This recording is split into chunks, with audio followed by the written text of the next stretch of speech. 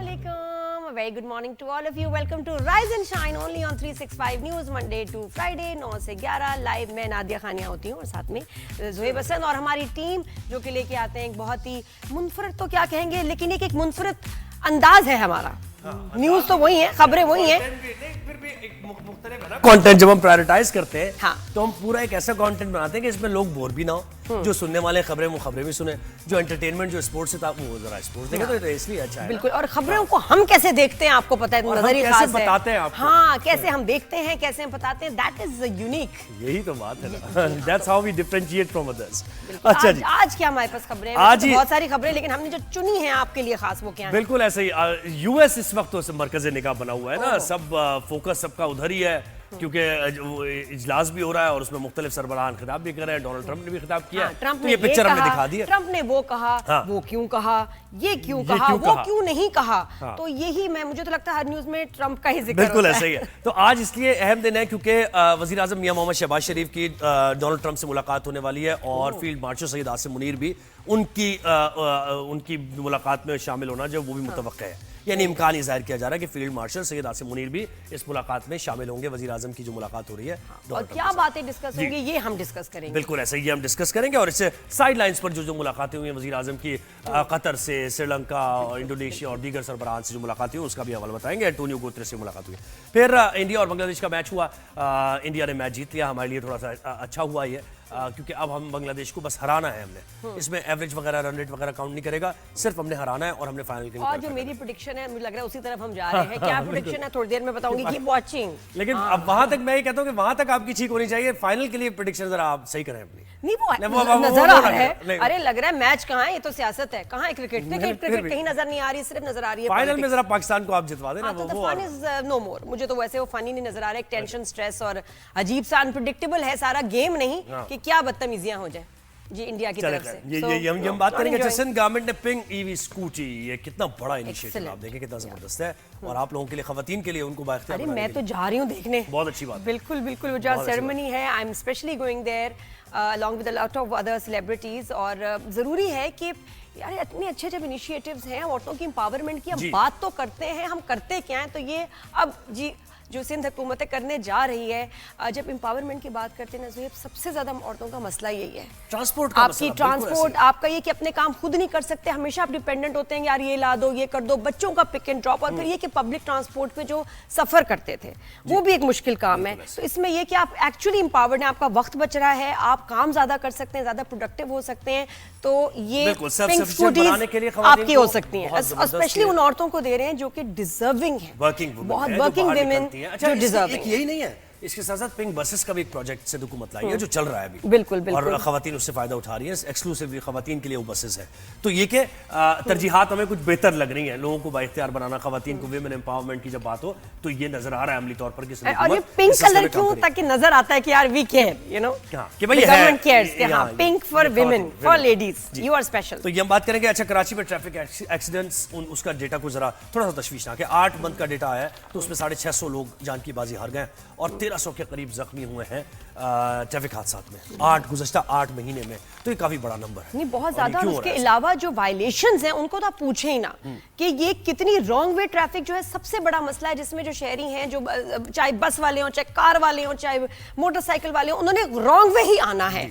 और उसकी वजह से बहुत सारे फाइन्स भी इस साल जो हैं कलेक्ट हुए, फाइन्स दिए गए हैं, लाखों में वो भी नंबर है। लेकिन मुझे लगता है पता है अगर सब ये रॉन्ग वे वालों को भी दो ना, पाकिस्तान का मैं कहती हूं कर्जा खत्म हो जाए। बिल्कुल ऐसा ही है, इतना कलेक्ट कर सकते हैं। थोड़ा सा नेग्लिजेंस भी है, ट्रैफिक पुलिस एहलकारों की ड्यूटी अपनी सही तरीके से बहुत सी जगहों पर हमने देखा, तो इसकी हम जरूर बात करेंगे। फिर यंग फिल्म मेकर सिनेमा का रिवाइवल, उसके लिए क्या कोशिशें की जा रही हैं, तो वो हमारे साथ होंगे, जानेंगे। स्टूडेंट्स वगैरह ना देखो, वो कमर्शियल फिल्म से ज्यादा शॉर्ट फिल्म्स पे, डॉक्यूमेंट्रीज पे, इन पे फोकस कर रहे हैं, क्योंकि इनको जब दूसरे ममालिक के बहुत सारे ऐसे फेस्टिवल्स होते हैं उसमें शोकेस करते हैं तो रिकग्निशन बहुत अच्छी मिलती है। जी ऐसे ही। और पाकिस्तानी सिनेमा किसी सूरत, हमने बड़ी बड़ी मूवीज देखी और काफी हैवी बजट होता है, लेकिन वो चलती नहीं है। आई थिंक हमारी short movies are just amazing, next come level, budget और में हमेशा जीत के आती हैं फेस्टिवल्स रिस्क में। भी कम हो। और फिर वर्ल्ड मैरीटाइम डे है, इस सिलसिले में आपको हम जरा उसकी भी अवेयरनेस कि भाई मैरीटाइम की सिक्योरिटी कितनी जरूरी है। मैरीटाइम म्यूजियम गया मैं कराची मैरीटाइम में? बिल्कुल मैं गया हूं, बहुत 2-3-4 खूबसूरत है, दफा गया बहुत मजे का। मैं फैसल के साथ भी गई, मैं कीनू का स्कूल गया, मैं उसके साथ भी गई कि अपने बेटे के स्कूल के साथ, कि मुझे इतना अच्छा लगता है और आपको देखना चाहिए। इट्स बिल्कुल ऐसा ही है। तो इसकी भी हम बात करेंगे शो के आखिर में। तो सबसे पहले जो टॉप स्टोरी है, पहली खबर है जिसकी सभी बात कर रहे हैं, वजीर आजम मियां मोहम्मद शहबाज शरीफ वाशिंगटन में आज अमरीकी सदर से मुलाकात का उनका इम्कान है। फील्ड मार्शल सईद आसिम मुनीर भी होंगे। और वजीर आजम की न्यूयॉर्क में अमरीकी सदर डोनाल्ड ट्रंप से मुलाकात में किन मामलों पर डिस्कशन होगी। अच्छा, एक चीज हम जो डिस्कस कर रहे थे हम भूल गए शायद वो बताना लोगों को भी, कि ये जो मुआहिदा हुआ है, और हम अपने एनालिस्ट से भी जानेंगे, लेकिन मैं और आप भी जरा थोड़ी सी बात कर लेना कि इस पर हम ईरान के बारे में बार बार सवाल कर रहे थे। सऊदीया के साथ हमारा बिल्कुल ये जो स्ट्रेटेजिक हमारा डिफेंस जो है उसका जो मुआहिदा हुआ है, इस पर ईरान का जो रिस्पॉन्स आया वो बड़ा खुशाइंद है। और हम वेट भी कर रहे थे कि दुनिया वेट कर रही थी कि ईरान का क्या रिएक्शन है, और I think they were waiting कि हम सही जगह पे सही बात करेंगे। और वहाँ यूएन के जो है इस पे प्लेटफॉर्म पे उन्होंने बड़ा अप्रिशिएट किया, उनके सफीर बिल्कुल ईरानी सदर ने अप्रिशिएट किया। अच्छा, ईरानी सदर ने उन्होंने अप्रिशिएट किया और उन्होंने कहा कि ये बहुत अच्छा हुआ है। बिल्कुल ऐसा ही है। ईरानी सदर मसूद पिशकियान ने अक़वाम मुत्तहिदा की जनरल असेंबली से खिताब करते हुए कहा कि हम सऊदी अरब और पाकिस्तान के दरमियान दिफाई मुआहदे को खुशामदेद कहते हैं। ये मुआहदा मुस्लिम ममालिक के साथ मिलकर इलाके की सलामती के लिए अच्छा आगाज है, कोट अनकोट उन्होंने ये कहा। और ये जो इस दफा यूएन का इजलास हुआ ना, ये मैं कहती हूँ हिस्टोरिकल है, क्योंकि इसमें हमें फॉर द फर्स्ट टाइम जो है ना मुस्लिम कंट्रीज नजर आ रही है कि ऑन द सेम पेज, और उनकी कोई अलायंस सी जैसे बनती जा रही है और एक दूसरे को अप्रिशिएट कर रहे हैं। कॉन्फ्लिक्ट्स नहीं नजर आए इस दफा। और यूरोप भी हमें नजर आ रहा है कि उसमें भी रियलाइजेशन थोड़ी सी कहीं ना कहीं इस मामले को लेकर, गजा के मामले को लेकर है कि वो चाहते हैं कि इसका हल निकले। तो खैर ये हम इस पर बात करेंगे। हमारे साथ गेस्ट ज्वाइन किया है एहसान साहब जी, हमें गेस्ट भी ज्वाइन करेंगे। सईद मोहम्मद खान साहब हैं, एक्स एम्बेसडर हैं, तो उनसे हम ये जानेंगे सारे मामला। अच्छा, ये जो अब साइडलाइंस पर जो वजीर आजम की मुलाकातें हुई हैं ये भी बड़ी अहम है, क्योंकि बायलैटरल जो ताल्लुकात होते हैं, दो तरफा उमूर पर जब तबादला ख्याल होता है, श्रीलंका के जैसे उनके प्रेसिडेंट से मुलाकात हुई है। फिर उसके मुझे बाद तो इंडोनेशिया का जो उनका स्टांस और उनकी जो उन्होंने स्टेटमेंट दी है वाज वंडरफुल। हमें अप्रिशिएट करना चाहिए कि जी गजा के मुसलमानों को बचाने के लिए अपनी फौजें वो भेजने को तैयार है, 20,000 प्लस, और ये के साथ में फाइनेंशियल एड भी वो देने को तैयार है। बहुत जबरदस्त बात है। इंडोनेशिया को तो मैं कभी इतना ज्यादा हम सुनते भी नहीं थे। वो कह रहे हैं कि 20,000 फौजी एक्सीलेंट, मतलब अच्छा मुझे लग रहा है सुहेब कि अब कुछ होने वाला है, अब कुछ बड़ा होने वाला है, क्योंकि पहले हम फौज भेज रहे हैं, ये कर रहे हैं, इसकी बात नहीं होती थी, अब ये बात हो रही है। बिल्कुल। तो आई थिंक कि वेरी सून कोई एक जो है ना एक्शन होगा अगेंस्ट इजराइल, या तो ये कि वो प्रेशर जो है लेके खुद ही पीछे हट जाएगा, या ये कि अब जो है द ग्रेट वॉर होने वाली है। अब ये देखना होगा इट्स अ मैटर ऑफ कि कब ये सारे मामला। सईद मोहम्मद खान साहब ने मैं ज्वाइन कर लिया, बहुत शुक्रिया सईद साहब, आपने हमें वक्त दिया। एक्स एम्बेसडर हैं, आपका बहुत तजर्बा है, आपकी ज़ाहिर आप चीज़ों को बड़ा कीनली वॉच भी करते हैं। सर, सबसे पहले इस मुलाकात से मुताल्लिक आपकी क्या एक्सपेक्टेशन है, किन उमूर पर, किन मामलात पर तबादला ख्याल होगा वज़ीर आज़म और डोनाल्ड ट्रंप की मुलाकात?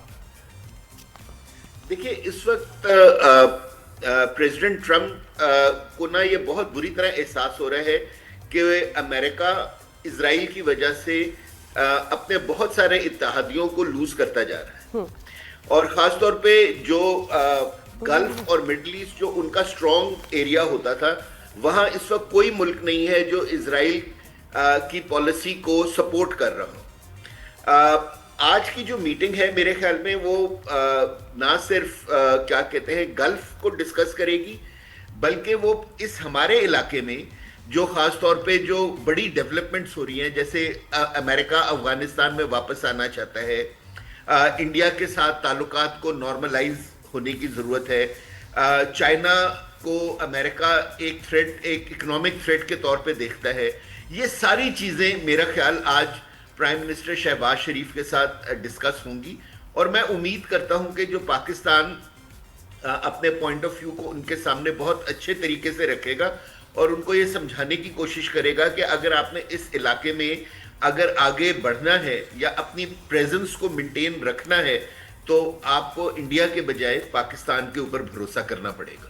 जी, आप जरा बताइए सर, ये जितने हमने जितनी कंप्लीट करें बात, मैं आपसे ये कह रहा हूं कि आज की मीटिंग इतनी इंपॉर्टेंट है कि पूरी, अगर आप आज जो भी इंडियन चैनल्स खोलें या आप वेस्टर्न चैनल्स खोलें, सब इस मीटिंग की बात कर रहे हैं, सही। जिसका मतलब है कि पूरी दुनिया देख रही है कि जी के इस मीटिंग का आउटकम क्या हो। बिल्कुल बिल्कुल सर, आपको क्या लगता है, जैसे हम लोग भी शुरू में बात कर रहे थे कि कुछ ऐसा लग रहा है कि जैसे फाइनली जो है मुस्लिम कंट्रीज यूनाइट हो रही हैं टू सेव पैलेस्टाइन, और अब वाकई कुछ आने वाले हफ्तों में, दिनों में कुछ हो सकता है बड़ा। ये सब मुसलमानों की ख्वाहिश है, लेकिन जो कल अलामिया निकला है प्रेसिडेंट ट्रम्प की पहली मीटिंग जो उन्होंने 7 head of states, Muslim head of states के साथ की थी, उसके अंदर इस तरह की कोई चीज नहीं है। बल्कि अब जो फीलर इस वक्त यूनाइटेड नेशन से आ रहा है वो ये है कि अमेरिका इजराइल के कहने के ऊपर इस वाले सोल्यूशन की तरफ नहीं जा रहा, बल्कि वो किसी एक ऑल्टरनेट सोल्यूशन की तरफ देखने की कोशिश कर रहे हैं। अगर आप उसको देखें, उस इलाके को, कि अगर मुस्लिम फौजें उधर आ जाएंगी, अगर, तो उनके ऊपर कवर किसका होगा? यूनाइटेड नेशंस का। यूनाइटेड नेशंस वाले उस वक्त तक किसी मुल्क में अमन फौज नहीं भेजेंगे जब तक सिक्योरिटी काउंसिल उसको क्लियर ना करे। और सिक्योरिटी काउंसिल में अभी तक अमेरिका ने हर वो अमल जो गाजा में पीस लेकर आ सकते हैं उसको रिजेक्ट किया है। सो अमेरिका के लिए मुस्लिम फौज को उधर पोजीशन करना अमेरिका को मानना पड़ेगा। और इस वक्त जो इजराइल है वो इस बात को मानने को तैयार नहीं है, क्योंकि उसको पता है कि अगर मुस्लिम फौज उधर आ गई तो सूनर और लेटर इजराइल और उस फौज के दरमियान। लेकिन सर जैसे आपने कहा कि एलामिया में कुछ नहीं है ऐसा, लेकिन ये तो सजेस्ट भी डोनाल्ड ट्रंप ने किया था। उन्होंने किया है, बिल्कुल। उन्होंने अब वो कहा कह रहे हैं क्या? कि जी मुस्लिम कंट्रीज जाएं और बचाएं pressure build हो वहाँ। जाके। बिल्कुल, ये भी वो कह रहे हैं कि मुस्लिम फौजों को जाना चाहिए वहां, और फिर वीटो भी कर रहे हैं। आप सही कह रहे हैं, लेकिन अब जो है ना वो अमेरिका और इजराइल में भी इस चीज के ऊपर इख्तलाफ आता हुआ नजर आ रहा है। ये important जहां पहले- प्रेशर है, दुनिया का प्रेशर है भाई। जी एग्जैक्टली। जहां प्रेसिडेंट ट्रम्प चाहते हैं कि यानी कि इस इलाके में अमन आए, लेकिन वो यानी कि इजराइल चाहता है कि अमन उसकी टर्म्स के ऊपर है, जो कि पॉसिबल नहीं है। मेरे ख्याल में अगर इसके अलावा सोल्यूशन कोई नहीं है कि एक बहुत स्ट्रॉन्ग फौज जिसको यूनाइटेड नेशंस का कवर हो उधर मौजूद हो, जो इजराइल की ये जो बेईमाना बर्बरियत है इसको वो रोक सके। सही, ठीक है ना। और इस वक्त सिवाय मुसलमान फौजों के और कोई यानी कि ऑर्गेनाइजेशन नहीं है या कोई कंट्री नहीं है जो ये अच्छा फौज सर प्रोवाइड मुझे एक चीज और बताइएगा कि फील्ड मार्शल सईद आसिम मुनीर की भी उस मुलाकात में शिरकत मुतवक्के है, अभी ये बताया जा रहा है। तो सिक्योरिटी के मामलात को लेकर क्या मुमकिन तौर पर बात हो सकती है, अफगानिस्तान को लेकर, ईरान, या फिर ये गजा के मामलात पर, सिक्योरिटी उमूर पर खास तौर पर? जी देखिए, अगर इस इलाके ने साउथ एशिया ने और सेंट्रल एशिया ने अगर तरक्की करनी है तो इस इलाके में अमन होना चाहिए।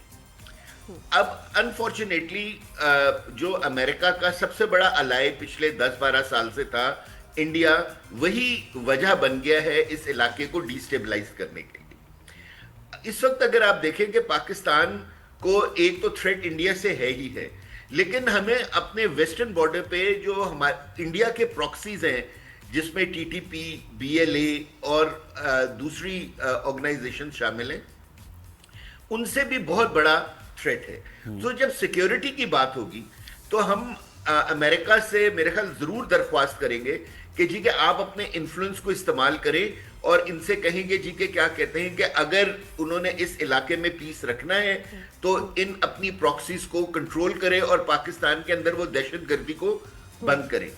अगर वो ये नहीं करेंगे तो ये इलाका जल्द या बादेर दोबारा एक जंग की उसमें चला जाएगा।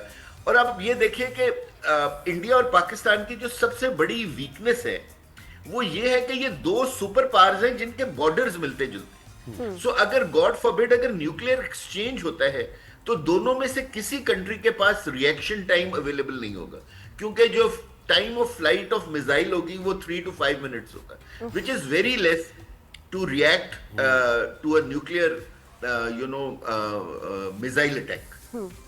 जी सो ये जो है ना ये पूरी दुनिया के लिए एक परेशानी की बात अच्छा है। सर, एक और जो पाकिस्तान कंसर्न भी- है वो ये कि जब ट्रम्प की हम बात करते हैं तो 2 जंगें वो अभी तक नहीं रुकवा पाए, इसराइल और फलस्तीन की, और फिर यूक्रेन एंड रशिया की। और वहां जब Ukraine Russia, very important what's going on, कि एक तरफ वो कभी इनकी सपोर्ट करते हैं रशिया की और कहते हैं यूक्रेन बैक ऑफ। अब उन्होंने नया बयान दिया है कि नहीं जी यूक्रेन बड़ा स्ट्रांग है, तो ये तो रशिया पे हावी हो गया है। Russia is like a paper tiger, जिसपे रशिया ने कहा we are not paper tiger, हम जी बेयर्स हैं और पेपर बेयर नहीं होता। तो उसमें ये एक तरफ यूक्रेन की इतनी सपोर्ट, इससे भी डर लगता है ना कि अभी ट्रंप अभी कुछ कह रहे हैं, फिर कुछ और, अभी कुछ फिर कुछ और, उससे डर ही लगता है। पता नहीं चलता किस तरफ जा रहे हैं। इस वक्त जो है अमेरिकन पॉलिसी जो है ना वो खुद बड़ी क्लियर नहीं है। जब उन्होंने यूक्रेन की मुखालफत की थी रशिया के फेवर में, तो उस वक्त भी मैं उनको ये यानी कि क्रेडिट देना चाहूंगा कि उनकी ख्वाहिश थी कि ये जंग किसी तरीके से रुक जाए। लेकिन देखिए यूक्रेन की डिफीट जो है ना वो एक्चुअली यूरोप की डिफीट है, और यूरोप जो है वो नेटो का सबसे बड़ा अलाय है, ठीक है ना। सो ये एक्चुअली हिस्ट्री जब लिखी जाएगी तो लिखा जाएगा कि NATO lost the war against Russia in Ukraine. और ये ठीक है दूसरा ना? अफगानिस्तान नहीं तो में- फिर अफगानिस्तान एक ही स्टांस रखे ना कि जस्ट सपोर्ट वन पार्टी, एक ही जो है एक तरफ ही रहे ना तो जरा क्लैरिटी होती है, लेकिन इधर उधर जी, जाना बिल्कुल। वो थोड़ा टेंशन हो बस जाती ऐसे ही है। कह रहे हैं, मज़ाक आप वहाँ से नहीं। आप बहुत इसी शुक्रिया वजह आपके- से Thank you इसका so much. सलूशन नहीं निकल रहा क्योंकि ये इधर उधर जा रही है। बिल्कुल आपने सही कहा। और वो देखिए वो भी बात बता दी कि ये तो कि नेटो का उसका जो अब बड़ी मुश्किल है, बड़े मसले हैं, ये जब तक ये जंगें नहीं रुकेंगी, दुनिया में अमन नहीं होगा तो फिर ये टेंशन चलती रहेंगी, थ्रेट्स चलती रहेंगी। अब वो ग्रीन एनर्जी पे तनकीद कर रहे हैं, वो क्लाइमेट चेंज पे तनकीद कर रहे हैं, दूसरी तरफ दुनिया जो है वो ग्रीन एनर्जी और क्लाइमेट नहीं, चेंज और के बारे में बात कर ट्रंप रही है। ने- तो ये बिल्कुल अलग अलग जी, ये जो इनके दो जुमले हैं बहुत इस वक्त वायरल हो रहे हैं, जब उन्होंने यूएन में सबको एड्रेस करते हुए दुनिया को कहा कि I am very good at this, you are all going to hell, all you countries are going to hell. अगर आपने मेरे कहने पे मान लिया। एक ब्रेक लेते हैं, ब्रेक के बाद वापस आएंगे कहीं जाएंगे। बड़े लोग बड़ी बातें ब्रेक लेते हैं भाई।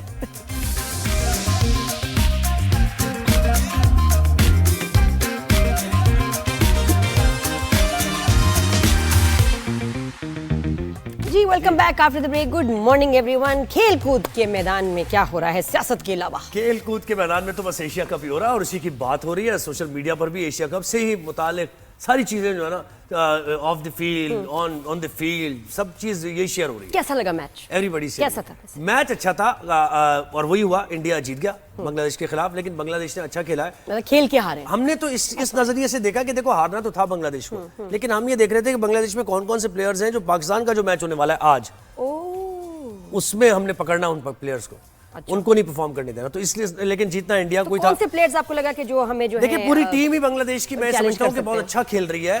वो तो इंडिया की टीम बहुत अच्छी थी कि वो जीत गए, वरना बांग्लादेश ने बहुत जबरदस्त मैच खेला है। ठीक है, और इसमें अच्छी कोई बात शक है नहीं कि टीम अब गेम सूरत हाल नादिया ये है कि पाकिस्तान का ये सेमीफाइनल है आज का मैच। अच्छा। समझे कि आज जीत गया मैच तो फिर बस फिर हम क्वालिफाई कर जाएंगे फाइनल के लिए। मैं बता रही हूँ आपको जाना ही है और फाइनल फाइनल में, में- जाना ही है, जो मैं नहीं चाह रही लेकिन जाएंगे। हाँ। और फिर आप कोई बड़ी यूनिक चीज देखेंगे आप उसमें क्रिकेट के अलावा। जाएंगे और फिर वापस आएंगे, नो, हंसते हंसते वापस आएंगे, जी, कैसे जी, आएंगे जी, वो जी, देखना जी, पड़ेगा। बिल्कुल इसको अच्छा इसको जी। ऐसा इसमें ऐसी आपको सियासत नजर आएगी ना फाइनल्स में, आप याद रखेंगे। हाँ सही बात है। तो हमें ज्वाइन किया अली तरोड़ी ने, स्पोर्ट्स एनालिस्ट हैं। अली अस्सलाम वालेकुम, गुड मॉर्निंग, कैसे हैं?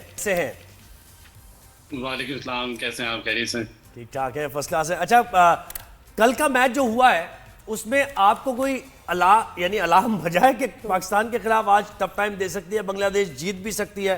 परफॉर्म तो अच्छा किया उन्होंने।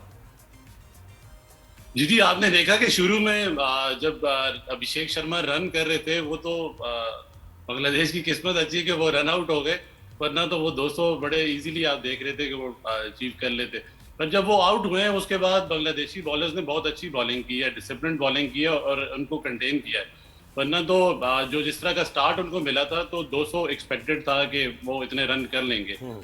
हमें इस वक्त जो चीज़ें देखनी चाहिए, बांग्लादेश की जो साइड है वो बड़ी अच्छी साइड है और उनका स्पिनिंग स्क्वाड काफ़ी बेहतर है और उनकी बैटिंग हमसे बहुत बेहतर है, क्योंकि हमारा मिडिल ऑर्डर परफॉर्म नहीं कर रहा। लास्ट मैच में भी आपने देखा वो हुसैन तलत और मोहम्मद नवाज ने हमें संभाला दिया, वरना मिडिल ऑर्डर का हमारा बहुत बुरा हाल है। और अगर तो हम टॉप क्लास टीम से जब खेलने जाते हैं तो हमारे जो बिल्कुल बैटिंग ऑर्डर है या पूरी जो बैटिंग लाइनअप है वो एक्सपोज हो जाती है।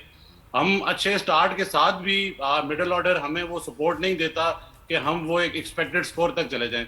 लास्ट मैच जो हमारा इंडिया के अगेंस्ट था उसमें भी यही हुआ कि हमें अच्छा स्टार्ट मिला, पर मिडिल ऑर्डर में हमारे रन रुक गए। और हमारा मिडिल ऑर्डर का मसला ही यही है कि मॉडर्न डे क्रिकेट के नाम पे पता नहीं क्या टुल्लेबाजी खेली जाती है, अच्छे बॉलर को रिस्पेक्ट नहीं दी जाती, स्ट्राइक रोटेशन नहीं की जाती।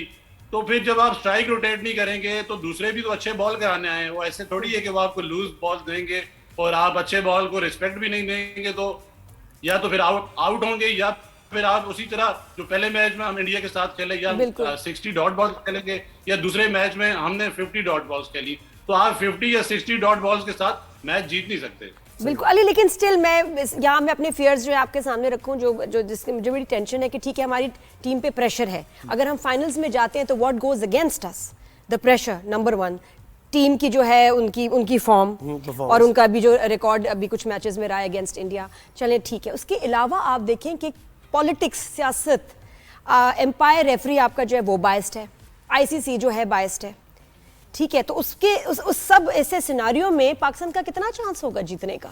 और मुझे ये लगता है, आई स्ट्रांगली क्या कहना चाहिए, रिक्वेस्ट एंड सजेस्ट कि इस दफा फाइनल्स में जाके जब कोई रेफरी एम्पायर गलत फैसला दे, we must stop playing right there and then.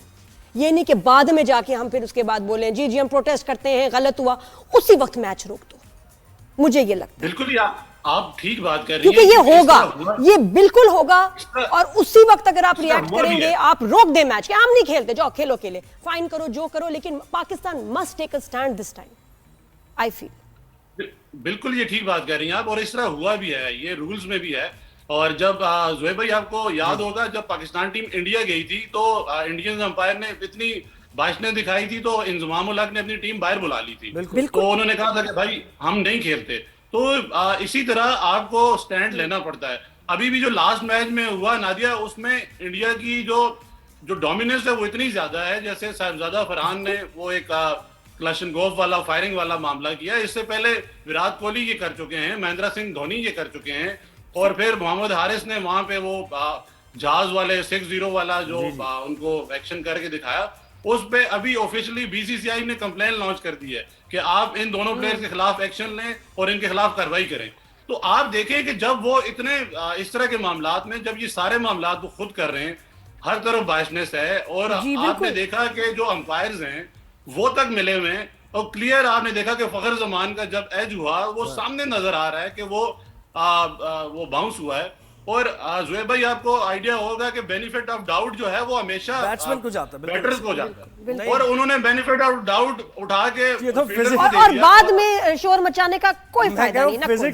Physics के जो रूल्स होते हैं उनको भी उन्होंने डिनाई कर दिया। मीडिया और हम सबको थोड़ा सा ना ये प्रेशर डालना चाहिए। तो उसके ग्लव्स में आया ना, अगर उसके नीचे फिंगर्स होते बीनीथ द बॉल तो वो कैसे बाउंस करती बॉल?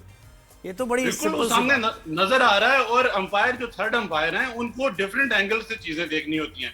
आपने सिंपल एक वो फ्रंट एंगल से देखा, फ्रंट एंगल से तो आपको अंडरनीथ क्या नजर आ रहा है, और वो बार बार कह रहे हैं कि फिंगर इज अंडरनीथ। बिल्कुल तो सामने तो अच्छा खैर अली मुझे ये बताएं कि बांग्लादेश के खिलाफ आज हमारी स्ट्रेटेजी क्या होनी चाहिए? क्योंकि देखें ना, सैफ हसन ने बड़ी जबरदस्त इनिंग्स खेली है, 69 रन्स, और उसने उनके टॉप बॉलर्स को छक्के मारे, लंबे लंबे छक्के मारे।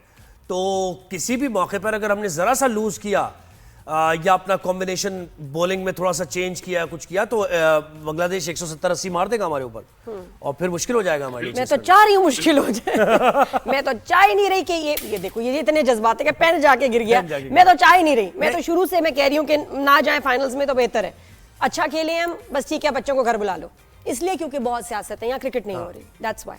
और अभिषेक का क्या? वरना पता हारने पे कुछ नहीं मुझे होता, मैं कहती हूँ अच्छा खेलो, नहीं, अच्छा ये पता है क्यों नादिया परेशान क्यों है? लेकिन यहाँ क्रिकेट से बढ़ के चीजें हो रही है, सियासत हो रही है। इनका जी एक प्लान है कि जी पाकिस्तान को हम एम्बैरेस करें, ये करें, तो ये सियासत ही है ना। लेकिन नादिया जो है ना, किससे परेशान है बताए ना? इंडिया का बैट्समैन कौन है वो जिससे आप कह रहे हैं? अभिषेक से ये परेशान है, मुझसे बार बार कहती है कि इसका क्या हाल निकालना है।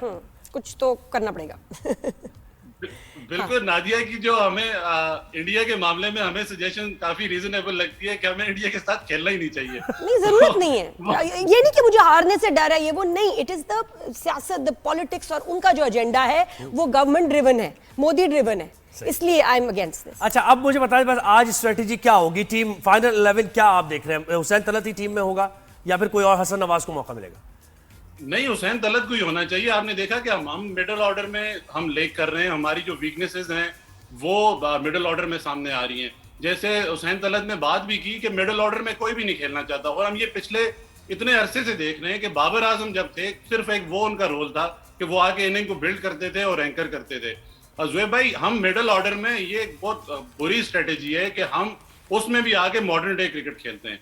आपने शुरू के 6 ओवर्स में आपने एक्सेलरेट करना होता है, दरमियान में आपने इनिंग को बिल्ड करना होता है और एंड पे जाके दोबारा एक्सेलरेट करके आपने अटैक करना होता है। ये एक स्ट्रेटेजी होती है। मैनेजमेंट इस चीज में आप देखें इसमें लेक कर रही है, कोई गेम प्लान नहीं है। आप बिल्कुल ऐसे down the order middle order में जो भी आता है जाहिर है वो स्ट्रगल ही कर रहा होता है, स्ट्राइक रोटेट नहीं कर पाते हैं। जी Ali, thank you so much, बहुत शुक्रिया। आप भी कल फिर इंशाल्लाह करेंगे। लेट्स सी कि ये कहाँ तक जाती है टीम, क्या होता है, अब तो टाइम से पता चलेगा। लेकिन ये कि अच्छा खेलें, बेस्ट खेलें जो आप खेल सकते हैं। शोएब अख्तर ने भी वैसे कहा है कि टीम अगर मुझे दे दो तो देखो मैं इन लड़कों को कैसे ट्रेन करता हूँ, और मेरे ख्याल में उनको चांस देना चाहिए। Why not. ब्रेक के बाद मिलते हैं, एक ब्रेक के बाद। Keep watching, good morning.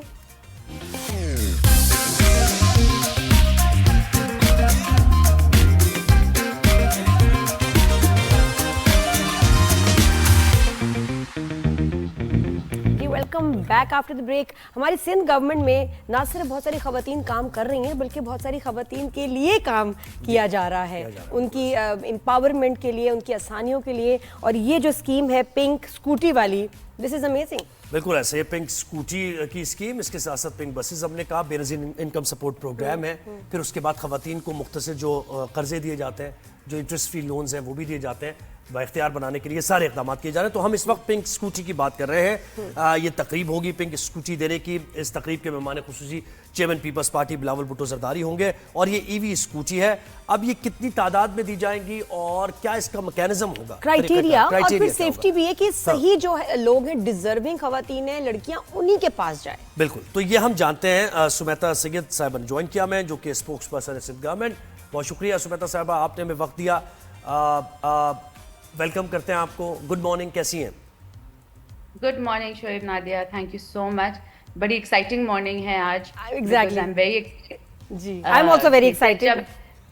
Yes, it's a very big thing. और सबसे बड़ी बात जब पिंक बस भी आई थी, so it was very exciting for women, क्योंकि जो कंफर्ट और जो सेफ्टी उसने प्रोवाइड करी ताकि औरतें अपनी एजुकेशन इंस्टीट्यूशंस में जाना या वर्किंग वुमेन का घर से निकलना वो सिक्योर किया। इसी तरह जिस तरह आप बात कर रहे थे अभी कि ये उन खवातीन के पास जाए जो डिज़र्व करती हैं।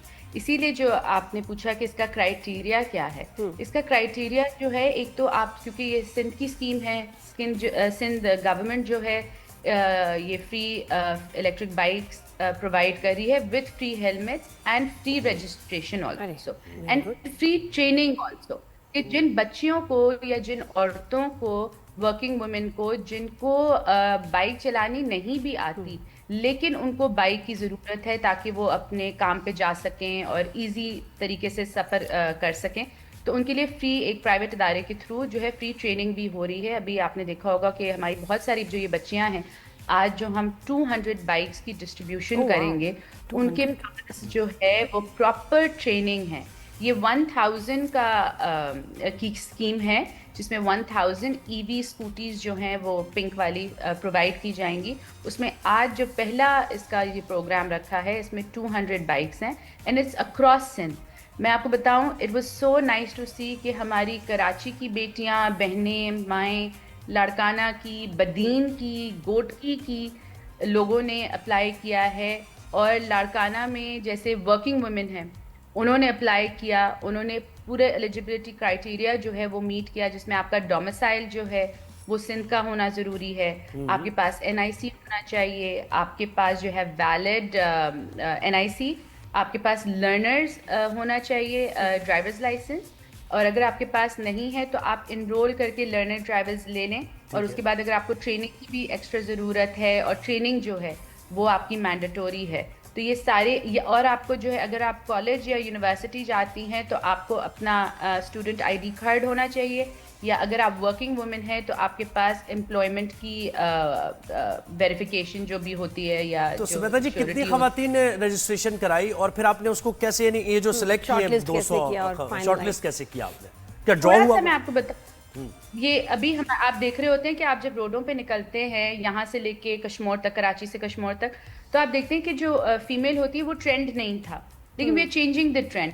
तो हमारे पास एप्लीकेशंस बहुत आई हैं, अबाउट 13,000 14,000 हमारे पास बच्चों ने, लड़कियों ने, औरतों ने अप्लाई किया है। लेकिन उसमें से जो क्राइटेरिया मीट करना है, क्योंकि सबसे बड़ा इसमें क्राइटेरिया ये है, देखिए वैलिड एनआईसी सबके पास होता है, डोमिसाइल आपके पास होगा, सारी चीज़ें, लेकिन जो सिंध गवर्नमेंट ने जो क्राइटेरिया रखा है कि आपके पास लाइसेंस होना ज़रूरी है, प्लस जो ट्रेनिंग में आप ट्रेनिंग पास करेंगे ताकि सेफ्टी आपकी सिक्योरिटी हो when you get on the road, तो वो हमारा एक वो था। तो उसमें जो है हमें जिन लोगों ने अप्लाई किया उसी के थ्रू, जो इन्होंने क्राइटेरिया मीट कर लिया था, उसी के थ्रू जो है हमने जो है अच्छा, इसमें थोड़ा सा संगीता जी ये भी सोच उस तरफ जाती है कि जो डिजर्विंग लड़कियां हैं उनको ही मिलना चाहिए, और इस तरह से डिजर्विंग हो कि वो कम्यूट करती हों और तकलीफ में हों, और उनको चाहिए एक ऑल्टरनेट जो है, ये एक सेफ जो है ट्रांसपोर्टेशन। एक दूसरा ये कि ये ना हो कि किसी फैमिली मेंबर का प्लान हो और जोर हो कि भाई तुम ले लो और उसके बाद चलाऊंगा मैं, तो कोई जफर भाई, अफजल भाई चला रहे हो इसको, पेंट कर दें इसके ऊपर, तो ये एक फिक्र की का जो है ना, ये एक हमारा कंसर्न है भाई। तो ये आप कैसे देखेंगे? इसमें एक जो इसमें शिक डाली गई है, एक शर्त डाली गई है कि यू कांट सेल और सब let the scooty for 7 years, 7 साल तक आप इसको ना बेच सकते हैं। तो ये होगा। अब जाहिर बात है, अगर पिंक बाइक आप जिस तरह कह रहे हो पेंट करती है, तो फिर ऑब्वियसली जब गवर्नमेंट इतना कर रही है तो थोड़ा सा आपकी भी सिविक ड्यूटी बनती है, और प्लस उनकी भी अपनी जिम्मेदारी बनती है। और डिजर्विंग फीमेल्स इसलिए हैं ये सारी, क्योंकि ये सब ने अपनी सबूत पेश किया है कि that they are either working women या ये जो है यूनिवर्सिटी कॉलेजेस जाती हैं। तो ऑब्वियसली ये डिजर्विंग फीमेल्स को ही मिल रही हैं जिनको मोबिलाइजेशन अच्छा, लेकिन जो ये शो देख रही हैं खवातीन, वो क्योंकि सभी खवातीन चाहेंगी और बहुत ज्यादा वर्किंग वुमेन है कराची में, हैदराबाद में, मैं जिससे मिलती हूँ कहते हैं स्कूटी दिला दें हमें, स्कूटी दिला दें हमें, स्कूटी चाहिए। ट्रेनिंग वाली आपने बात की है, वो जो क्राइटेरिया मेन क्राइटेरिया आपने बताया कि जो जिन्होंने ट्रेनिंग की होगी, तो आप लोग वो ट्रेनिंग करा रहे हैं मुख्तलिफ शहरों में और लोग, बिल्कुल। अच्छा, तो ट्रेनिंग पास करना जरूरी है पहले जी, ट्रेनिंग पास करना तो आपकी सेफ्टी एंड सिक्योरिटी, और सबसे पहले वो कि आपके पास लर्नर्स लाइसेंस हो, और उसके बाद आपकी ट्रेनिंग मतलब ट्रेनिंग एंड लर्निंग लाइसेंस, और उसके बाद, और वो प्राइवेटली हम करवा रहे हैं जिनको ट्रेनिंग की ज़रूरत है, या तो आप जाते हैं क्या कहते हैं ड्राइवर्स लाइसेंस के ऑफिस, और अगर आप टेस्ट पास कर लेते हैं तो वेल एंड गुड, वरना आपको ट्रेनिंग विद लाइसेंस जो है वो Sindh government learning licence along with training, वो हो गया, सही है, बिल्कुल। और थोड़ा सा ना घर वालों से भी अंडरटेकिंग ले लें, इनके भाई अब्बा मियाँ जो भी हैं,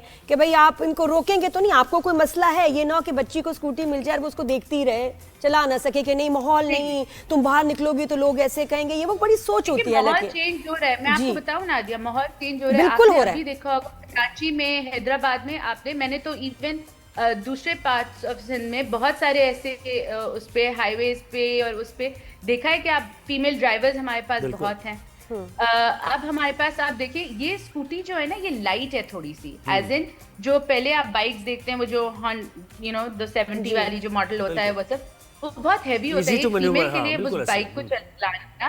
और मुझे लगता है woman is very safe in her scooty, लेकिन on her scooty she is very safe कि किसी के साथ आपकी क्लोजनेस नहीं है। आपको तो सबसे ज्यादा सेफ फील करना चाहिए कि हमारी बच्ची स्कूटी पे जा रही है काम पे या स्कूल में या कॉलेज। बिल्कुल। और अच्छा, मुझे बताएं एक और चीज, एक और आइडिया भी हो सकता है जिस पे काम हो सकता है, कि जो लोग, जैसे हमने वैसे ये प्राइवेट सर्विसेज देखी हैं ये कम्यूट करने के लिए हम बुलाते हैं और फिर वो सर्विस आपको पहुंचाती है एक जगह से, तो अगर ये खवातीन, इनको बाइख्तियार इस तरह ही बना दिया जाए कि कोई ऐसी सर्विस एक्सक्लूसिवली खवातीन के लिए हो कि आप कॉल करें और वो इस पिंक स्कूटी के जरिए आए और आपको बिठाकर कहीं भी जहां भी जाना है आपने।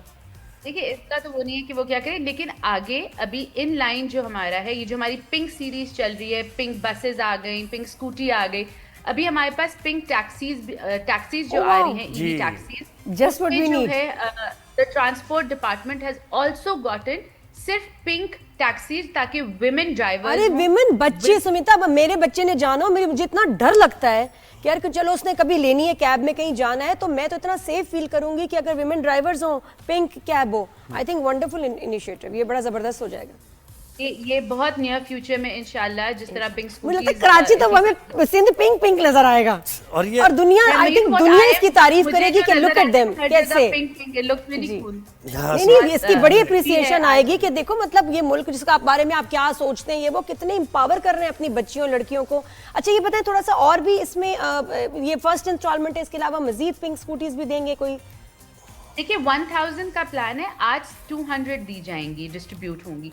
इसके बाद जल्दी जल्दी जो है वो 1000 को जो है जैसे ही लोग अप्लाई और उसके थ्रू जो मैंने आपको प्रोसीजर बताया वो होगा तो 1000 फ्री करेंगे। और देखिए इसका रिस्पांस किस तरह आता है गवर्नमेंट। और ये पूरे सिंध में है 1000, ऐसा नहीं कराची में नहीं है। कराची में कितनी तादाद है? नहीं, मैं आपको बता रही हूँ ना, आज की जो तकरीब है जिसमें डिस्ट्रीब्यूशन हो रही है, इसमें लाड़काना भी है, इसमें बदीन भी है, इसमें गोटकी की भी वर्किंग वुमेन है, जो वर्किंग वुमेन थी जिन्होंने कहीं पूरे सिंध से जहां से अप्लाई किया है मेरिट के थ्रू उनको दी जा रही है। और ये या तो वर्किंग वुमेन है या ये पढ़ने वाली वुमेन है जो अपने किसी कॉलेज या यूनिवर्सिटी जाती हैं और एज के साथ साथ बाकी सारा जो एलिजिबिलिटी क्राइटेरिया है उसको बिल्कुल बिल्कुल Wonderful, बेहतरीन well इनिशिएटिव done ये जी, है। very सुमिता जी nice। बहुत शुक्रिया, आपने हमें वक्त दिया। और नादिया भी जा रही हैं आज, मैं ना चेयर कर रही होंगी। बिल्कुल ऐसे ही है। I'm gonna और ये cheer for you, 200 the scooties अभी ladies मिल and the रही हैं, girls। लेकिन 1000 स्कूटीज मिलेंगी पूरे सिंध में ये। और जो क्राइटेरिया वो आपने मीट करना है ऑब्वियसली, उसमें खास तो ये है कि आपका डोमिसाइल होना चाहिए, आपका NIC, इसके साथ साथ आपकी ट्रेनिंग हो, या तो आपका लाइसेंस हो बाकायदा, आप लर्नर लाइसेंस नहीं, आप लाइसेंस याफ्ता ड्राइवर हो तो फिर आप एलिजिबल हो। लर्नर भी ठीक है, लर्नर के साथ भी ट्रेनिंग है। हाँ, लर्नर्स के साथ पहले ट्रेनिंग करनी अप्लाई पड़ेगी, फिर करें। उसके बाद अप्लाई करें। बट वंडरफुल, आई थिंक यहाँ ब्रेक लेते हैं और ब्रेक के बाद वापस आएंगे तो बट देखिए वही बात है, जब आपको आप कहते हैं हुकूमत कुछ नहीं करते, हुकूमत ने किया है, कर रही है। अब आपके ऊपर जो जिम्मेदारी है वो ये आती है कि आप अपने यूज के लिए रखें और इसको यूज करें भी, वरना आपका इस पे हक नहीं है। ये फिर ज्यादती की बात है। ये उनको मिलनी चाहिए जो डिजर्विंग है, जिनको वाकई जरूरत है। कितनी सिंगल औरतें हैं, माएँ हैं, जिनको अपने बच्चों को पिक एंड ड्रॉप करना है, घर में कोई मर्द नहीं, मर्द बाप मियाँ बीमार है, ये उनके लिए, ये उनकी सहूलत के लिए, उनके लिए सिर्फ उनका ही हक है इस पे। वो बच्चियां जो स्कूल कॉलेज जाना चाहती हैं, कोई छोड़ने वाला नहीं है, बसों में धक्के नहीं खाना चाहती, तो दिस इज फॉर यू। बिल्कुल, एक ब्रेक लेते हैं, ब्रेक के बाद वापस आएंगे, कहीं जाएंगे।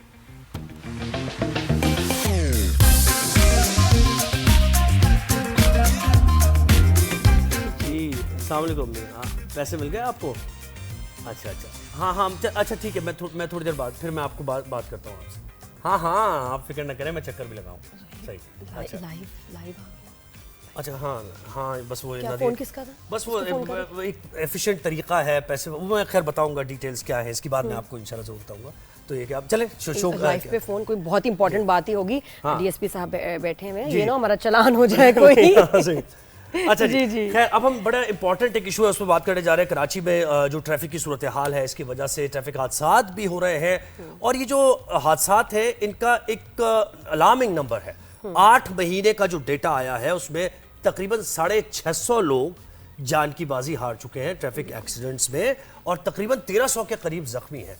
तो इसके बारे में क्या इक़दाम किए जा रहे हैं? जिस तरह के एक्सीडेंट्स हो रहे हैं कि टायरों के नीचे आके, बिल्कुल, मतलब ये कितनी खौफनाक बात है, डर की बात है। मैं तो कहती हूँ कि बाइक वाले तो और खास तौर पे जो है ना, वो जो है बहुत हिट होते हैं, उनके कितनी जो है उनके एक्सीडेंट्स होते हैं। और कुछ बाइकर्स जो हैं वो चलाते भी बहुत गैर जिम्मेदारी से है, बहुत केयरलेस। और हम लोग जो गाड़ी चला के आते हैं रोज, हम तो देखते हैं कि भाई ये क्या चल रहा है, कैसे मैनेज करे ट्रैफिक पुलिस। लेकिन ये कि जो सवाल कंसर्न्स है वो हम DSP साहब से पूछेंगे। ज्वाइन किया काशिफ नदीम साहब ने, जो कि DSP हैं एडमिन ट्रैफिक पुलिस कराची। बहुत शुक्रिया सर, आपने हमें वक्त दिया। आपसे गुफ्तगू का आगाज करने से पहले एक हमने रिपोर्ट तैयार की है ट्रैफिक के मसाइल से मुतालिक, वो पहले देखिए जरा रिपोर्ट, फिर उसके बाद डिस्कशन करते हैं। कराची की सड़कों पर मौत का भयानक रक्स जारी। तेज रफ्तार बसें, बेकाबू डंपर्स, दंदनाते ट्रेलर्स रोजाना शहरियों की जिंदगी निगल रहे हैं। रवा साल के 8 माह में 635 अफराद ट्रैफिक हादसात में जाँ बहक और 1300 से जायद जख्मी हुए। जाँ बहक अफराद में 65 खवातीन और 71 बच्चे भी शामिल हैं। पुलिस रिकॉर्ड के मुताबिक 8 माह के दौरान 333 मोटरसाइकिल सवार और 208 पैदल चलने वाले शहरियों की जानें हादसात की नजर हुई। ज्यादातर हादसा हैवी ट्रैफिक से हुए। ट्रक की टक्कर से 62, ट्रेलर से 59, वाटर टैंकर 54, बसों से 34 और डंपर से 32 शहरी जान से गए। ज्यादातर हादसा का निशाना मोटरसाइकिल सवार बने। जो शहर का पुराना इंफ्रास्ट्रक्चर है तो उसकी वजह से ये सारे हादसा हो रहे हैं, क्योंकि रोड्स काफ़ी कंजस्टेड हो गए हैं यहाँ पर और इंतज़ामिया जो है वो इस पे ध्यान नहीं दे रही है। रास्तों में खड्डे बहुत हैं, इस वजह से ट्रैफिक हो जाता है। तो दोनों सूरतें ज़्यादा अहम हैं कि एक तो ट्रैफिक जो है, लोग सही से सफ़र नहीं कर पा रहे रोड पर, के तमाम टूट फूट के शिकार हैं, अभी तक उनकी मरम्मत नहीं हुई है। सबसे बड़ी वजह है कि लोग ट्रैफिक वालों से बचा कर इसी वजह से दूसरी जगह लग जाता है। इस वजह से ट्रैफिक की वजह से वो हो जाता है एक्सीडेंट। जी हाँ। रिसर्च के मुताबिक लियाकताबाद, सुरजानी, अजीज भट्टी, गुलजार हिजरी समेत कई इलाकों में हादसात की शरह सबसे ज्यादा है। हादसात की बड़ी वजह तेज रफ्तारी, बगैर फिटनेस सर्टिफिकेट के चलने वाली गाड़ियां, ट्रैफिक पुलिस की गफलत है। सबसे पहले हमें देखना पड़ेगा कि हादसात हो क्यों रहे हैं, और उसी वजह से हमने फिर इसको प्रॉपर एक टीम बनाई के रैट के नाम से, Karachi road accident analysis team. दो चीज़ें होती हैं जब रोड पर बंदा चलता है, एक उसे एक्सीडेंट का डर होता है और दूसरा उसके टाइम के ज़िया होने का खौफ होता है। तो ये इन दोनों चीज़ों में जो पहली चीज़ थी, हमने ट्रैकर इंट्रोड्यूस कराया, और दूसरा जब ट्रैफिक पुलिस वाले रोड पे खड़े होकर और मैन्युअली गाड़ियों को रोककर चालान जनरेट करते हैं तो उससे काफ़ी नफरत पैदा होती है पब्लिक और ट्रैफिक के दरमियान। लोग ये समझते हैं कि शायद ये अपना कोई काम कर रहे हैं, और उनके पास और कोई सिस्टम ही नहीं है कि जिससे किसी डिविएंट को या वायलेटर को रोक सकें। तो अब वो हमने स्टडी करने के बाद ये कैमरे नस्ब किए हैं कराची की मेन शाहराहों के ऊपर, और ये जाल जो है वो बढ़ता हुआ पूरी कराची तक फैल जाना है। कराची में 16 ब्लैक स्पॉट्स की निशानदही हुई है। इन मुकामात पर हादसात की बड़ी वजूहात टूटे फूटे रोड, वन वे के खिलाफ वर्जी और स्ट्रीट लाइट्स का फुकदान है। कैमरामैन जुल्फकार और इफरान के साथ फैसल शकील, 365 न्यूज, कराची। जी सर। सर बताएं, एक सिंपल सवाल, क्यों? देखें, सबसे बड़ी वजह एक्सीडेंट की जो है ना, ड्राइवर का गैर तरबियत याफ्ता होना है। यानी आप लाइसेंस, मोस्टली हमारे लोगों के पास लाइसेंस नहीं है। जब आप लाइसेंस लेने जाते हैं तो आपको पहले पढ़ना पड़ेगा, देखना पड़ेगा, वहाँ पे आपको टेस्ट देने पड़ेंगे। तो अब उसको वो चीज़ें डेवलप हो रही हैं, जा रहे हैं लोग वहाँ पे, लाइसेंस बन रहे हैं, लेकिन मोस्टली लोगों के पास लाइसेंस नहीं है। हमारे पास अबाउट 68-69 लाख रजिस्टर्ड व्हीकल हैं कराची के, जिसमें से 54% जो है वो बाइकर्स हैं। अच्छा, अब बाइक हम कहते हैं जी हैवी ट्रैफिक के नीचे आ गए, और या उनके तो अपने ब्लाइंड स्पॉट्स हैं। हैवी ट्रैफिक वाला एक डंपर वाला है, बस वाला है, वो तो आगे ऊपर बैठा हुआ है, तो पिछले व्हील में आके लड़के मर रहे हैं, लोग पिछले व्हीलों में आ रहे हैं। अच्छा, उसकी जब स्टडी हम सारी कर रहे हैं तो ये देख रहे हैं कि जो बाइक की जो सेफ्टी होती है, हमारे अक्सर लोग जो हैं वो उसको नहीं करते। जैसे हम कह के लोगों को, मतलब अरसे दराज से, मेरी 28 साल की तो सिर्फ ट्रैफिक पुलिस की नौकरी हो गई है। हर महीने, हर 2 महीने हम हेलमेट के ऊपर एक मुहिम चलाते हैं, ब्रोशर्स बांटते हैं, अवेयरनेस मुहिम चलाते हैं, मुख्तलिफ स्कूल कॉलेजों में जाते हैं हम, जो हद्दुल इम्कान कोशिश होती है हम कर रहे होते हैं सारे। इम्पैक्ट नहीं आ रहा बात का। नहीं। बात देखें ना आप, हमने चलान कर दिए, 1.25 लाख चलान कर दिए 8 महीने में, तकरीबन 95 करोड़ रुपए के जुर्माने कर दिए हमने सारे। लोग हमें कहना शुरू हो जाते हैं कि जी रेवेन्यू जनरेटिंग अथॉरिटी बन जाते हैं, ऐसा कुछ भी नहीं। हमारा मकसद होता है, ट्रैफिक पुलिस की जो बेसिक थीम होती है हमारी, वो होती है इंसान की जान बचाना। हम खुद भी रोड यूज़र हैं, आप भी रोड यूज़र हैं। जितने वायलेशन से हम आपको रोकते हैं, हम क्या कह रहे हैं आपको? हम आपको यही कह रहे हैं ना कि आप हेलमेट पहने, आपकी जान बचेगी। आप बस की छत पे मत बैठें, आप ज़ेब्रा पे गाड़ी नहीं, आप मतलब जितनी वायलेशन हैं, एंड रिजल्ट उसका ये है कि इंसान की जान बचना। आपकी बाइक्स हैं, चेन कवर्स नहीं है, नंबर 1 फॉल्ट है ये। लोग इस बात को समझते नहीं है। ये आपने बताया 61 ख़वातीन हमारी जो वो उसके ऊपर मरी हैं टायरों के नीचे आके, वो बेचारी बैठी हो। एक तो उनके बैठने का स्टाइल मेरे हिसाब से गलत है। आप देखें ना, आप देखें, आप एक आदमी बैठा हुआ है, आप लेफ्ट पे आप बैठे हुए हैं, वो गाड़ी चला रहा है, खड्डा आ गया, किसी वजह से उसने ब्रेक मारी ना, तो आपका बैलेंस आउट है। जितने केसेस हुए हैं ज़्यादा रजिस्टर्ड, उसकी तादाद में जो हमने स्टडी की है, जो हमारी नई टीम बनी है, के रैट बनी है, बंदे को कुछ नहीं होता, और टायरों के नीचे आके मर जाता है। दुपट्टा आ गया उसका व्हील में, क्योंकि चेन नहीं, और बैलेंस नंबर 1 भी है ना। अब मिजाज क्या बन गया है कि एक आदमी बैठा हुआ है, 2 खवातीन बैठी हुई है पीछे। जी, ये भी होता है, ये भी है, और बच्चे बहुत सारे बैठे शेरशाह में एक हादसा हुआ, उसमें नया रोड बना था और साइड के ऊपर जो है वो गटर का जो आप देखते हैं ढक्कन थोड़ा सा उभरा हुआ होता है, वाटर टैंकर बिल्कुल लेफ्ट साइड पे अपने जा रहा है, बराबर में से उसकी बाइक जा रही है, 2 खवातीन उसकी वाइफ और सास बैठी हुई थी। उस हल्के से ढक्कन की वजह से वो डिसबैलेंस हुआ, अपने आप को उसने संभाल लिया, पीछे की जो औरत थी वो इधर गिरी और पिछले व्हीलों में आ गई। ड्राइवर अब इसमें क्या करेगा, वो तो उसका तो आधे से ज्यादा टैंकर आगे निकल गया। ब्रेक भी उसका एकदम नहीं, इमरजेंसी ब्रेक उस तरह सर अगर वो इमरजेंसी लगाए 10 की स्पीड पे भी जा रहा है, ऑफ बैलेंस हो गई ना, गिर गई। वजन है गाड़ी का। एक जो आपके ऑफिशियल्स भी इसमें कह रहे हैं कि देखिए एक ट्रैफिक जैम की सूरत हाल होती है कि उससे बचने के लिए लोग निकलते हैं, फिर एक सड़कों की जो मामला है, डिसिप्लिन तो है ही नहीं। देखें ये 2 चीजें कितना इसमें कंट्रीब्यूट करें इन हादसात में। और सर ये रॉन्ग वे जो है, हम देखते हैं कि लोग बेशर्मी से डेली अपने उसी रूट पे कायम है, उनको पता है कि जी इधर रोड है, मैंने जो है ना रॉन्ग वे आऊंगा, मेरा टाइम बच जाएगा थोड़ा सा। और उसमें बहुत दफा हमने देखा ट्रैफिक पुलिस खड़ी भी होती है लेकिन रोकती नहीं। अच्छा, मैंने किसी से एक दफा बात की, मैं कहा जी आप रोके, रॉन्ग वे आ रहे हैं, स्कूल के बच्चों की वैन, कहते हैं हम रोकते हैं, इतनी दफा रोका फिर वही करते हैं। That is not the solution. देखिए ये सोसाइटी का मिजाज है ना, आपको और हमको मिलकर इनकी तरबियत करनी है। और जब तक अब हम उस निज़ाम पे जिस पे आगे जा रहे हैं, पहले ये होता था कि हम टोटल पूरी कराची शहर के अंदर ट्रैफिक पुलिस जो है ना बड़ी महदूद तादाद है, हम टोटल डीआईजी साहब से लेके नीचे कांस्टेबल तक टोटल 5000 लोग हैं जो 2 शिफ्टों में आपको पूरे शहर में तकसीम नजर आएंगे। तो वो तो किसी जगह पे आपको बिल्कुल, और देखिए इंफ्रास्ट्रक्चर भी बन रहा है, कंस्ट्रक्शन का काम हो रहा है, डाइवर्जन है, वहां भी लगाना है आपने, हॉटस्पॉट्स हैं। अच्छा, ई चालान की भी हम बात करेंगे, लेकिन हमारे कोरेस्पॉन्डेंट वकास बाकर ने हमें ज्वाइन किया, कराची में ही है, उनसे ज़रा जानते हैं कि एक्चुअल सूरत हाल सड़कों पर है क्या और क्या डेटा बताता है। वकास, मुझे बताएं आप कहाँ पर मौजूद हैं, और पुलिस जो अब इस्लाहात तो की जा रही है, कोशिश की जा रही है कि भाई हादसा ना हो, ये कोशिशें क्या हैं और ऑन ग्राउंड ऑन फील्ड सूरत हाल आपको क्या नजर आ रही है? जी बिल्कुल, मैं इस वक्त मौजूद हूँ डिस्ट्रिक्ट साउथ में, जहाँ पर सबसे ज़्यादा ट्रैफिक हादसा रिपोर्ट हुए हैं। हम अगर ट्रैफिक हादसा की बात करें तो इसमें 2 अवामिल हैं, एक इन हादसा से पहले की सूरत हाल और एक हादसा के बाद का मामला है। हादसा से पहले की चीज़ है कि गवर्नेंस है, इंफ्रास्ट्रक्चर है और लोगों की कवानीन पर अमल दरामद की सूरत हाल है। अब कवानीन पर अमल दरामद की सूरत हाल यह है कि सबसे ज़्यादा ट्रैफिक जो चालान हुए हैं वो बाइकर्स पर हुए हैं, और उनके लिए हेलमेट पहनिए, हेलमेट उनकी अपनी सेफ्टी है, लेकिन बाइकर्स हमारे यहाँ अमूमी तौर पर हेलमेट इस्तेमाल ही नहीं करते हैं और उसके कई एक ऐसे उज़र पेश करते हैं जो कि किसी तौर पर भी ना उनके लिए ना कानून के लिए काबिल कबूल होने चाहिए।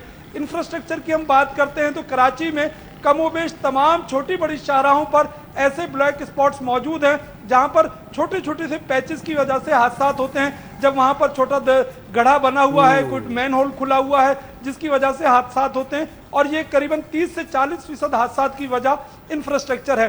गवर्नेंस का जहां तक मामला है, ट्रैफिक पुलिस अपने तय काम कर रही है, लेकिन कवानीन की अमलदारी जो है वो तो हुकूमत के और एडमिनिस्ट्रेशन के साथ साथ शहरियों की भी है, उसमें भी कहीं ना कहीं हमारे यहाँ सूरत हाल लपता है। एक तासुर ये पाया जाता है कि सिर्फ हैवी ट्रैफिक की वजह से, ये बड़ी गाड़ियों की वजह से ट्रैफिक हादसा है, ये बिल्कुल गलत है।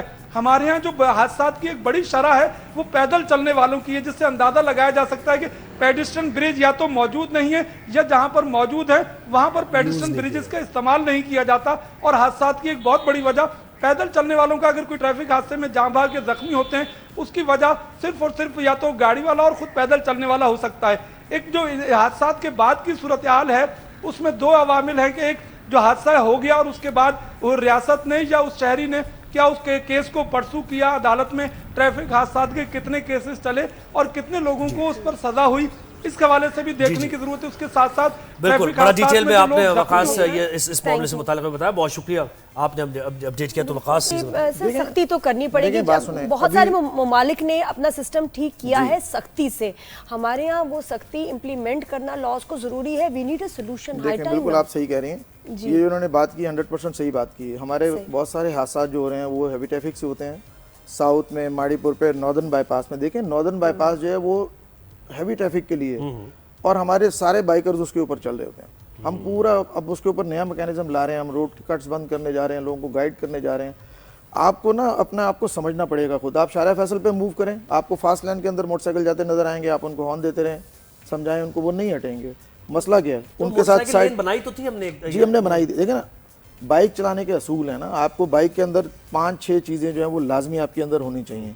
सबसे पहले लोग जिसको इग्नोर करते हैं वो है कि आपके साइड मिरर्स, जो आपके साइड मिरर्स लगे हुए हैं, आपको पता लगे आपके पीछे कौन सी तो गाड़ी टूटे है। हुए होते भी नहीं है, लाइट भी नहीं चल रही होती कितनी दफा। अच्छा, अब हमारी हेडलाइट नहीं है, टेल लाइट नहीं है, मडगार्ड नहीं है, इंडिकेटरों का हमारा मिजाज नहीं है, हेलमेट तो हमने पहनना ही नहीं ना। आप किसी दिन रोड पे शो करें, आपको मैं 1 घंटे के अंदर ना 1000 बहाने सुनवाऊंगा हेलमेट ना पहनने के।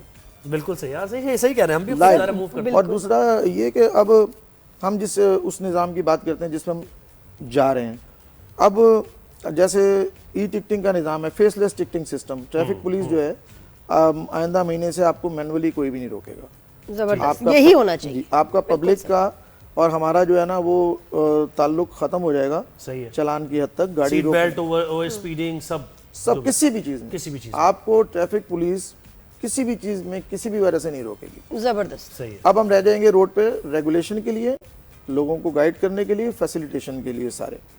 ई टिकटिंग का निज़ाम जैसे हम फेसलेस टिकटिंग सिस्टम कह रहे हैं, इसका पूरी कराची के अंदर मेन आर्टरीज कवर हो चुकी हैं। शारा फैसल हो गया, मतलब कैमरास लगे हैं जो कि आप एक्सीलेंट, आई थिंक बहुत अच्छी बात है। सेफ सिटी के कैमरास कैसे वरना मैनेज करें। बिल्कुल। और एक हमारे S4 कैमरास हैं जो कि शहर की अंदर आने और जाने वाले रस्तों पे लगे हुए हैं, टूल्स पे लगे हुए मतलब हैं। कैमरा आपको कैच कर लेगा कि जी इन्होंने गलत आ रहे हैं, हेलमेट नहीं पहना, फिर ये कहाँ आएगा चालान, उनको रिसीव मैं कहाँ होगा? आपको पूरा सिस्टम समझाता हूँ। ये एक ऑटोमेटिक सिस्टम है, सॉफ्टवेयर डेवलप हो चुके हैं, हर चीज़ इसकी मुकम्मल हो चुकी हुई है और उसके अंदर जो है ना वायलेशंस फीड कर दी गई हैं। अब ये आपका पूरा शहर ऑलमोस्ट इसमें कवर है। ठीक है। अच्छा, बाकी जो रह गए हैं आहिस्ता आहिस्ता वो भी कवर होते चले जाएंगे। ठीक है। बेसिकली वो ANPR कैमराज हैं, ऑटो नंबर प्लेट रीडर्स हैं, और आपका फेस डिटेक्शन वाले भी हैं उसके अंदर बीच में, और PTZ कैमराज भी हैं सारे।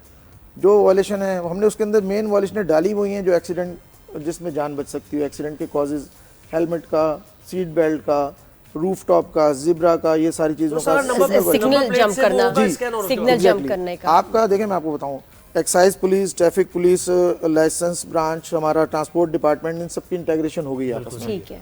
कैमरे ने आपकी तस्वीर ली, उसने सिस्टम में भेजी, एक्साइज ने उसका डेटा उठाया और वो डेटा जो है वो हमारे सिस्टम में आया। मतलब रियल टाइम चल रहा होगा, इसमें कोई वो ये नहीं होगा 1-1.5 मिनट का टाइम होगा, सेकंड्स का टाइम होगा।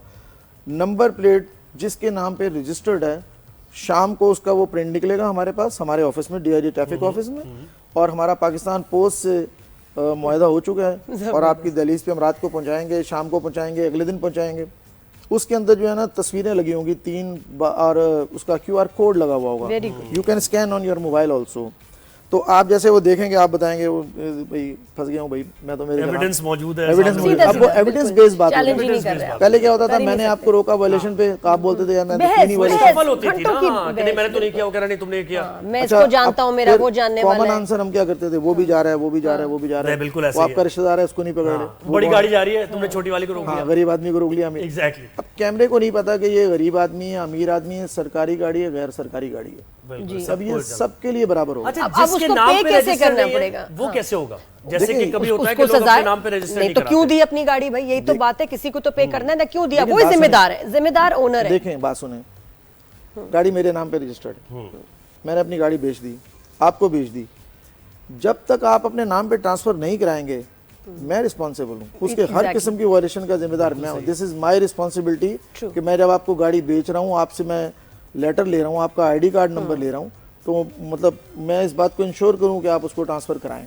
अच्छा, अब अगर आप ट्रांसफर नहीं कराते, एक्साइज वालों ने हमारे साथ बड़ा अच्छा उन्होंने सिस्टम शुरू किया हुआ, अब मैंने आपको गाड़ी बेच दी, आप ट्रांसफर नहीं करा रहे, ये आप अपना उसका ID कार्ड लें, अपना प्रूफ लेंगे जो आपने वो साइन किया होगा, आप शहर में किसी भी सहूलत सेंटर जा सकते हैं, रोड पे लोग बैठे हुए बायोमेट्रिक कर रहे हैं, आप एक्साइज के ऑफिस जा सकते हैं, आप किसी नादरा के ऑफिस हम जा सकते हैं, वहाँ जाके आप बताएंगे जी काशिफ साहब ने जो है ना मेरी गाड़ी ली थी और वो ट्रांसफर नहीं कर रहे और मैंने इस डेट को दी थी, वो आपका बायोमेट्रिक करेंगे, उस दिन से वो लायबिलिटी आपसे हट जाएगी, आपसे हट जाएगी वो काशिफ साहब। आप जिनके पास चली जाएगी, अब वो चलान उसको तो नहीं पता लग रहा फिलहाल क्योंकि उसने गाड़ी ट्रांसफर नहीं कराई, जो ट्रांसफर कराने आएगा तो गाड़ी की कीमत के बराबर उसके पैसे हो गए होंगे, तो खुद ब खुद वो भरेगा। तो ये पे कैसे करना है? जैसे अब पोस्ट आई मेरे पास, ये आया, उसमें लिखा क्या होगा कि जी इतना चालान है, कितने दिन में आपको पे करना है, कहाँ पे करना है?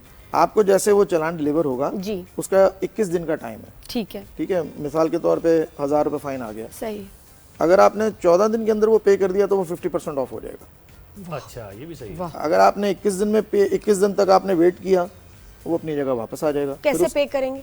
ये सारे ई पे सिस्टम पे में आप अपने बैंक के वॉलेट से कर सकते हैं, ऐप के जरिए कर सकते हैं, सारा ऑनलाइन सिस्टम है। फिजिकली तो अब देखो ना, ट्रैफिक पुलिस का आपसे ताल्लुक ही खत्म हो गया। अच्छा, लेकिन जब ताल्लुक खत्म हो गया, इसमें ये सवाल है, बड़ी जबरदस्त अक्सर ये होता है कि ट्रैफिक पुलिस आपको रोकती है कि लाइसेंस दिखाओ जी। अब जब ट्रैफिक पुलिस की इन्वॉल्वमेंट ही नहीं रहेगी तो बगैर लाइसेंस के अगर आप मूव कर रहे हैं और बजाहिर आप सीट बेल्ट को भी वायलेट नहीं कर रहे तो फिर लाइसेंस कौन चेक करेगा? देखें, लाइसेंस मैं इंफॉर्मेशन थोड़ी सी दूं। हम क्या करते थे, there are 2 types of violations. Number 1 primary, जिसको आंख ने देखा, पुलिस अफसर ने देखा, आपको रोक लिया सिग्नल तोड़ते हुए। फिर सेकेंडरी आपके डॉक्यूमेंट्स। तो आप वायलेशन नहीं करेंगे तो हमें क्या जरूरत पड़ी आपको लाइसेंस चेक करने की? देखिए, अल्टीमेटली जिसके नाम पे वो व्हीकल होगी उसको अपना जो है ना ये काम ठीक करने पड़ेंगे। नेक्स्ट टाइम वो अपनी गाड़ी देगा ही नहीं उस शख्स को। अच्छा सर, ये कितने फाइन्स हैं इसकी? ये भी बड़ी जरूरत है जानने की। फाइन्स हैवी हो कि तकलीफ हो जेब से देते हुए, तो क्या हमारे यहाँ जनरली फाइन्स हैं? आप जो बता रहे हैं कि सीट बेल्ट नहीं पहनी, हेलमेट नहीं पहना, सिग्नल जंप किया, रॉन्ग वे आए, रॉन्ग वे का वैसे है ना फाइन? ये प्लीज बताएं क्या फाइन है? मैं आपसे बताऊं, अगले महीने से आप खुश होना शुरू हो जाएंगे। जिसको एक दफा रॉन्ग वे का फाइन लगा ना तो ये गाड़ी चलाना छोड़ देगा, तो सीधा आएगा। मैं पता नहीं, मेरी खुशी का जो आलम है ना, आई एम सो हैप्पी। मैंने आपसे सवाल करने थे, आपने इतनी अच्छी खुशखबरियां सुनाई है। मिनिमम फाइन हमारा 5000 से शुरू हो रहा है। अच्छा, ये जो अब 150 200 ये तो नहीं है? हाँ, वो तो अब देखे ना, उस दिन एक टीवी के ऊपर एक लड़का है, वो 150-200 वाली चुंगी है सर। वो लड़का एक ऑन लाइव टीवी पे वो कह रहा था कि जी नया ई टिकटिंग सिस्टम आ रहा है, पब्लिक से पूछ रहा था तो आपको इसमें क्या नुकसान नजर आ रहा है? उसने बोला जो 100-200 दे के बचते थे वो अब नहीं बच सकेंगे। नहीं बच सकेंगे, बिल्कुल ऐसे। और ये हकीकत है, देखिए ना, जो बात तो देखे ना, हर आपको अच्छे बुरे हर महकमे में, हर माशरे में सारे तो ये हेल्पलेस है ना, वो कहता मैं क्या करूं भाई, तुम्हारा तो हो गया। यकीन करें ज़ुहैब, मैं रोज जिस रास्ते से आ रही हूँ यहाँ 20 मिनट 25 मिनट ज़ाया हो रहे थे, और आज मैंने देखा इतनी ट्रैफिक पुलिस खड़ी थी और जिस तरह वो माशाल्लाह मैनेज कर रहे थे कि आज वही सफ़र हमने 8 मिनट में तय किया। और मैं दिल से मैं उनको कहा भी, मैं जब भी देखती हूँ ट्रैफिक पुलिस को मैं उनको थैंक यू करती हूँ, उनको स्माइल देती हूँ।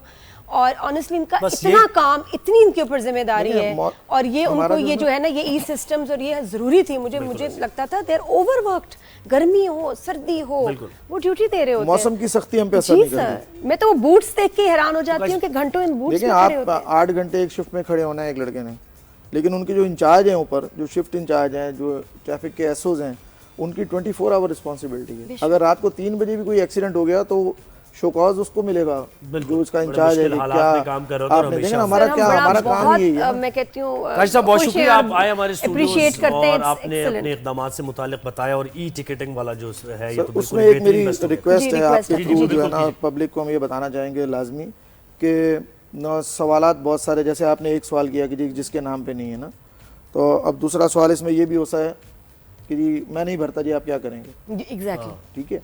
तो ये लोगों को अब हम बताने जा रहे हैं। डेली हम अवेयरनेस मुहिम जो है वो शहरों में और शहर में हर जगह हर चौक पे कर रहे हैं। स्कूल के बच्चे हमारे साथ हैं, IBA के स्टूडेंट्स हमारे साथ हैं, सेलिब्रिटीज़ हमारे साथ हैं सारी।